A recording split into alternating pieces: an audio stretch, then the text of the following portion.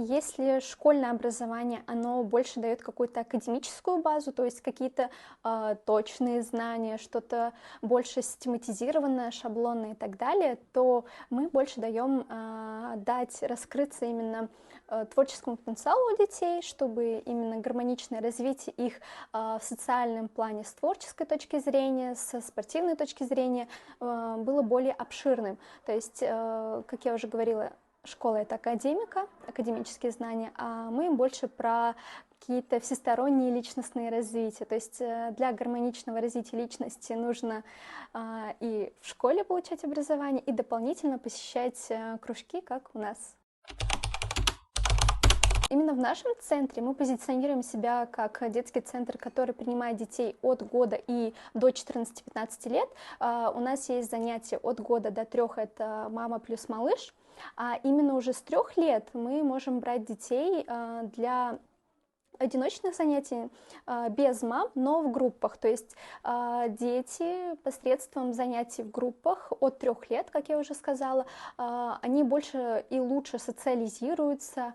Творческие занятия могут помочь им развить мелкую моторику, спортивные занятия, в принципе, физическую подготовку и так далее. То есть для лучшей социализации ребенка мы рекомендовали бы, наверное, посещать наши занятия именно в одиночном формате, если то с 3 лет. Вот. По поводу адаптации к новому учебному году. Если обратиться именно к творческим направлениям нашим или спортивным, то такие направления помогают еще более плавно войти в учебный процесс и без сильных нагрузок. То есть если, опять-таки повторюсь, в школе это у нас конкретные, сложные, точные какие-то навыки и вся программа в принципе, для того, чтобы разбавить эту сложную после 3-месячных каникул рутину и нормально, плавно влиться в учебный процесс, мы рекомендуем именно выбрать наши творческие направления или физические направления и уже потихоньку адаптироваться к более такому сложному учебному году дальнейшему. А дальше уже можно и выбрать какие-то более сложные, фундаментальные направления и у нас тоже.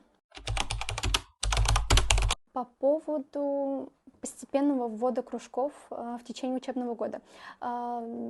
Не открою ни для кого Америку, да, действительно нужно вводить какие-то дополнительные кружки постепенно. Лучше начинать, как я уже говорила, с творческих направлений, где мозг ребенка может отдохнуть, пофантазировать, и, в принципе, у него будет простор для творчества и так далее. Лучше начинать с маленького количества направлений и также с более легких направлений. И далее в течение года уже усложнять и так далее.